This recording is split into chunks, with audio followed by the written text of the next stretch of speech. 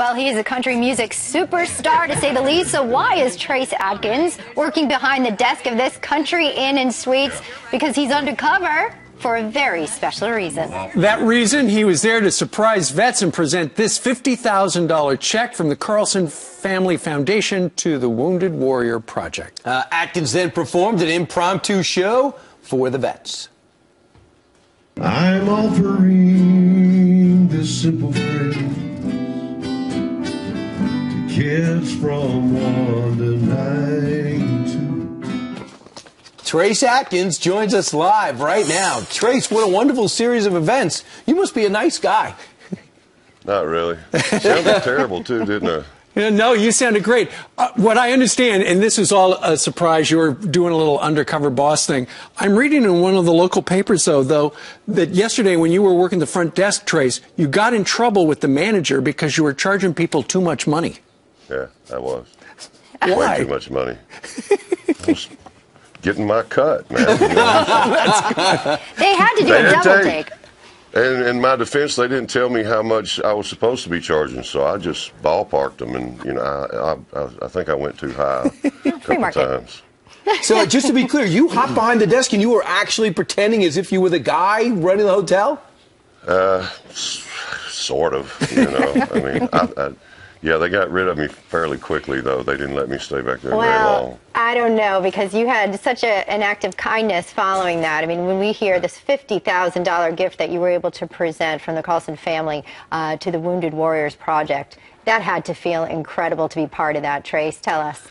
Yeah, well, Country Inn and Suites and the Carlson Family Foundation have teamed up with us this year on our Christmas tour, and so every stop they provided a big tree, and we have a big tree on stage, and we've been leaving the tree in every city at some place. We've left them in women's shelters and homeless shelters and rescue missions and, you know, just children's hospitals, different places.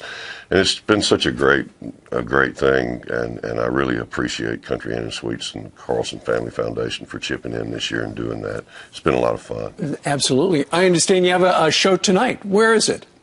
Here at the Theater Performing Arts Center in Nashville.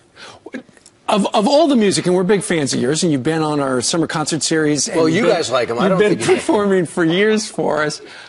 What is different about singing Christmas music than just the regular Trace Adkins stuff? It's not nasty. Yeah, it's hard to sneak in on drinking beer or something in that. Keeps you on your best behavior. Yeah, it's not a whole lot of that. Not a lot of that in there. No badonkadonk, none of that stuff. Do you have a favorite, Trace? You know, a couple of my favorites are everybody else's favorites. The Christmas Song by Mel Torme, and then White Christmas, Irving Berlin.